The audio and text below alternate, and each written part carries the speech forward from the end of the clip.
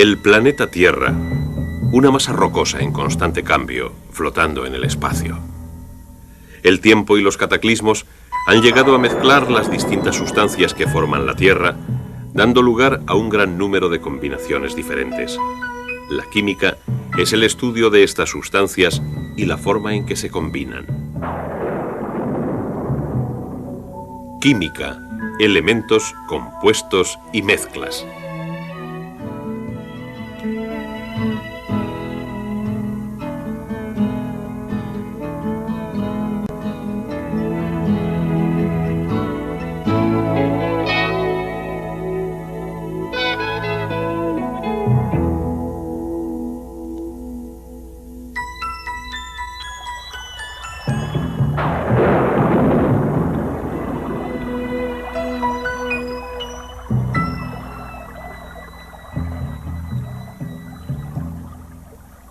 Una gota de lluvia es algo más que simplemente agua. Si observamos más en profundidad, podemos ver que junto con el agua existen pequeñísimas partículas que poseen sus características propias. Si miramos más de cerca, veremos que muchas de estas partículas se componen a sí mismo de distintas partes separadas. Al igual que la gota de agua, estas son también mezclas, sustancias con partes que mantienen sus propias características. La mayoría de los materiales que se encuentran en la naturaleza son mezclas.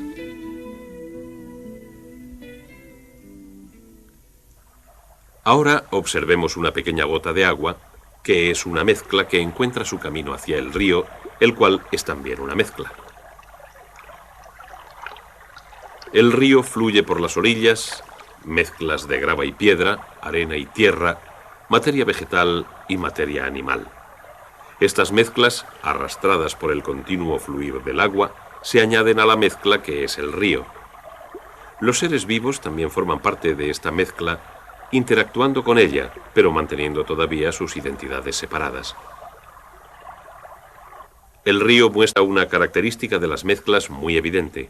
Las proporciones de los materiales que constituyen una mezcla pueden variar. La mezcla que se deposita en el lecho del río está en constante cambio y también lo está la mezcla de las orillas. Esta última se mezcla con la primera y ambas se mueven y cambian. Una roca sólida puede también constituir una mezcla. Encajados en esta piedra de granito se encuentran trozos de cuarzo y mica y otras sustancias. Varias muestras de roca ponen de manifiesto las diferentes estructuras de sus partes. Esto se debe a que las partículas que componen la mezcla se disponen de forma irregular. Incluso bajo el microscopio, los trozos más pequeños muestran esta misma cualidad irregular. El granito, como otras mezclas que hemos visto hasta ahora, representa un tipo de mezcla clasificada como heterogénea. Los materiales que la componen están irregularmente mezclados. No todas las partículas que forman las mezclas son visibles. Una sustancia invisible que existe en el río es el gas oxígeno. Para los peces y otros seres vivos, esta parte de la mezcla es imprescindible para su existencia. Y en la Tierra, los seres vivos dependen para su existencia del oxígeno que forma parte de la mezcla que llamamos aire. El oxígeno, el dióxido de carbono, el nitrógeno y muchos otros gases constituyen esta mezcla. Mediante la energía que emiten los rayos del sol, el proceso de la fotosíntesis tiene lugar en las hojas de las plantas verdes. En el interior de las células de las plantas, los cloroplastos utilizan el dióxido de carbono para producir alimento. Y los seres vivos, incluso los más simples, utilizan el oxígeno para convertir el alimento en energía.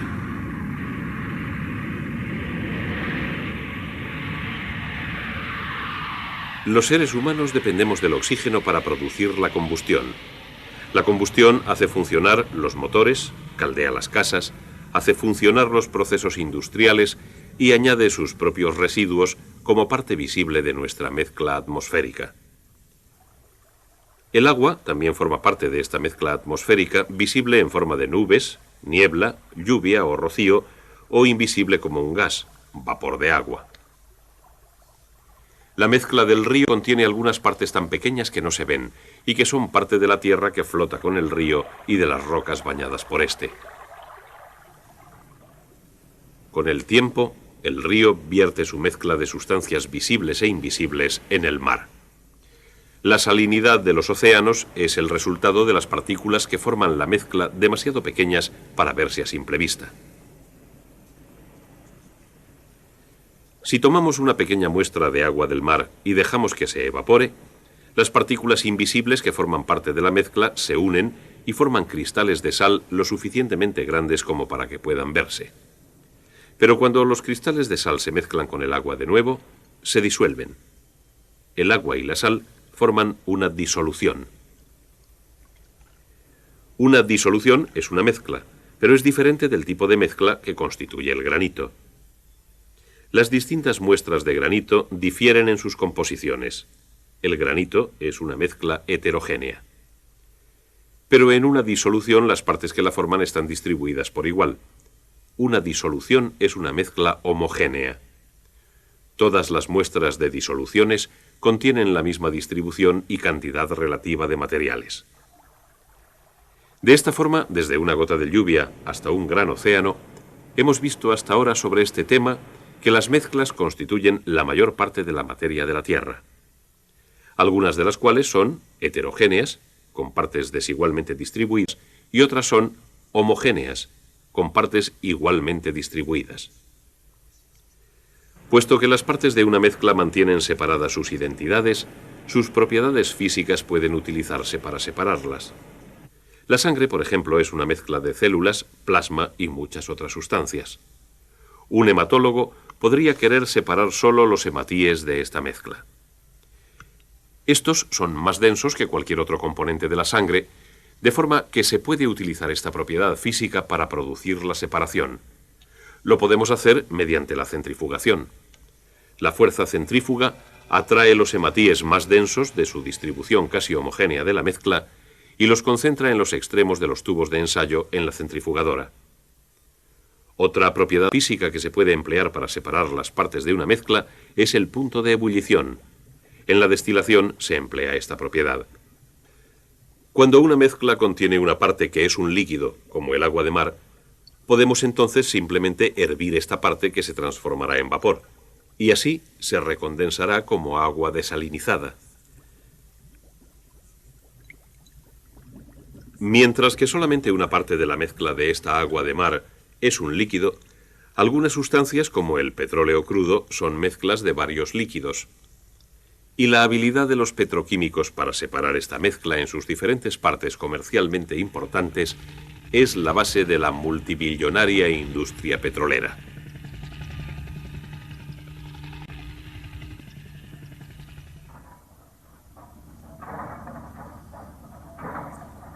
Los distintos líquidos que forman parte del crudo que se extrae de la tierra tienen diferentes puntos de ebullición.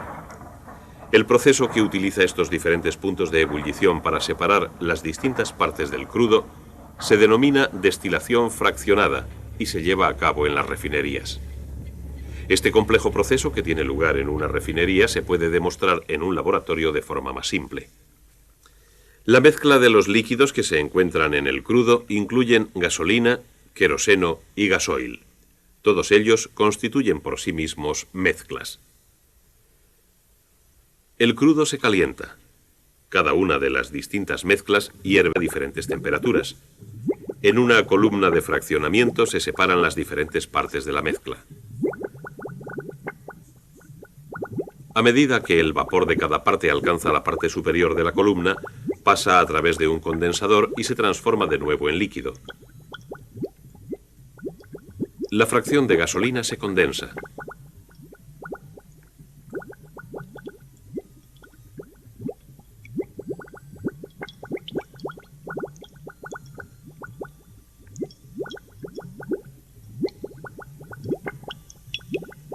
También la fracción de queroseno.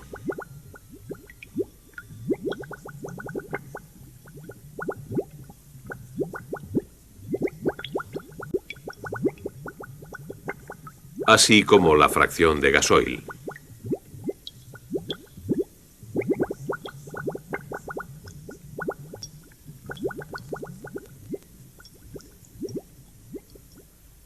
De esta forma se puede separar una mezcla aprovechando las ventajas de las diferencias de las propiedades físicas de las distintas partes. En nuestra demostración, las partes que hemos extraído de la mezcla que forma el crudo eran asimismo mezclas que se pueden separar aún más. Pero si destilamos repetidamente el agua del grifo, obtendríamos una sola sustancia pura, el agua.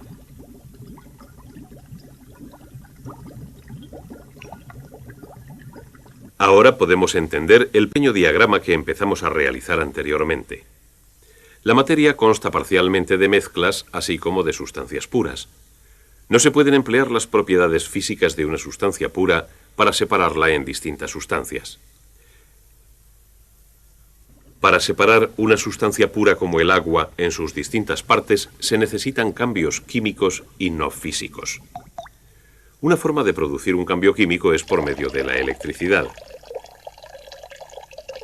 Si vertemos agua en un aparato como este, podemos producir una corriente eléctrica a través del agua entre los dos electrodos. Esta vez, el burbujeo no es el resultado de un cambio físico en el agua, sino de un cambio químico. Se están produciendo gases en cada electrodo.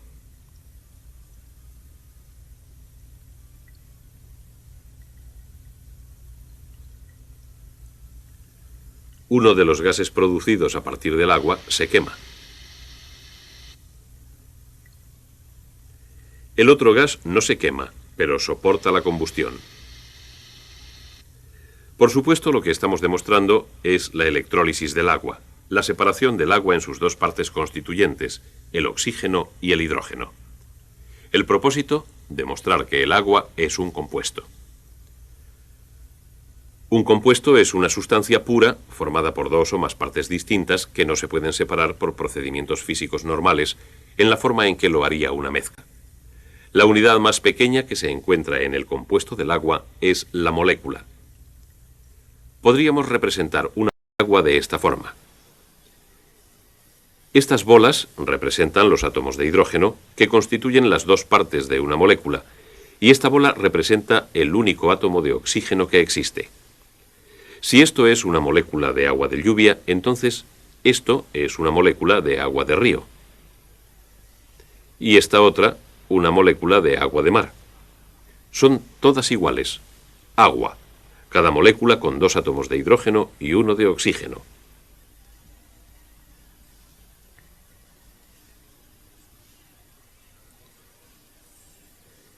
Cada compuesto diferente tiene su propia combinación de átomos. En cada muestra de cualquier compuesto, las proporciones de los átomos y su disposición es siempre la misma. Así podríamos describir cualquier molécula de agua como un átomo de hidrógeno, un átomo de oxígeno y un átomo de hidrógeno, o con símbolos químicos con subíndices por medio de la fórmula común H2O.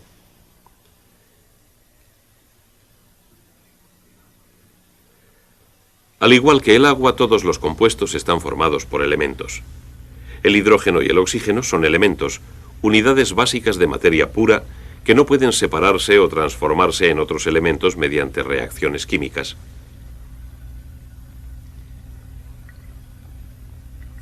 Y ahora nuestra clasificación básica de la materia se puede completar. Existen mezclas, tanto homogéneas como heterogéneas, así como sustancias puras, las cuales son de dos tipos, compuestos y elementos.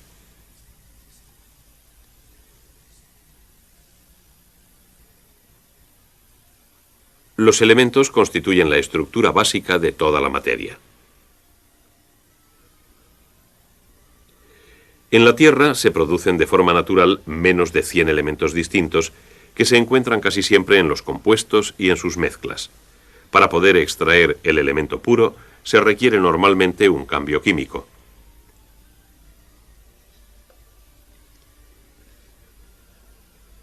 En el caso del hierro, por ejemplo, se requiere el calor de un horno para producir reacciones químicas que separen el hierro casi puro del mineral. Efectivamente, la pureza de un elemento no es normalmente deseable. Existen otros elementos que se mezclan generalmente con el hierro para producir un metal de más utilidad, como por ejemplo el acero. Incluso después de que se haya procesado el elemento silicio hasta su máxima pureza, se tienen que añadir impurezas seleccionadas para proporcionarle las propiedades deseadas. La impureza controlada del silicio en los pequeñísimos chips de los semiconductores afecta a las propiedades del silicio y hace posible el papel básico de este en los circuitos de los microordenadores. El silicio, como muchos otros elementos, posee sus características propias. Las propiedades de un elemento sirven para identificarlo. Por ejemplo, podemos determinar si en esta roca se encuentra oro en estado puro o si estos puntos brillantes son otra cosa. Parece oro, pero esto no es suficiente. Un geoquímico podría comparar las propiedades de una pequeña muestra con las propiedades de otras sustancias, incluido el oro. Por ejemplo, ¿a qué temperatura se funde?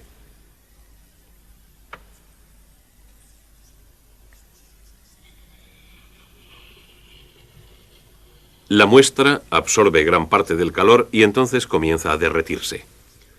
Los últimos puntos dorados se derriten a 1171 grados centígrados, pero el oro se funde a una temperatura de 1064 grados centígrados. Así que podemos decir que los puntos no son oro, pero aún no sabemos lo que son. Podemos emplear un espectrógrafo para fotografiar el espectro atómico del material. Cuando los átomos del elemento se calientan lo suficiente, emiten una luz que puede extenderse mediante un prisma en un espectro de distintos colores. Esta es una sección del espectro del oro. Hierro, azufre. Los espectros son tan individuales como las huellas dactilares. Así nos pueden ayudar a identificar átomos no conocidos. Colocamos una pequeña muestra de esta sustancia en el espectrógrafo. Lo calentamos más allá del punto a que se evapora hasta que sus átomos emitan una luz. Entonces fotografiaremos el espectro de la luz de nuestra desconocida sustancia.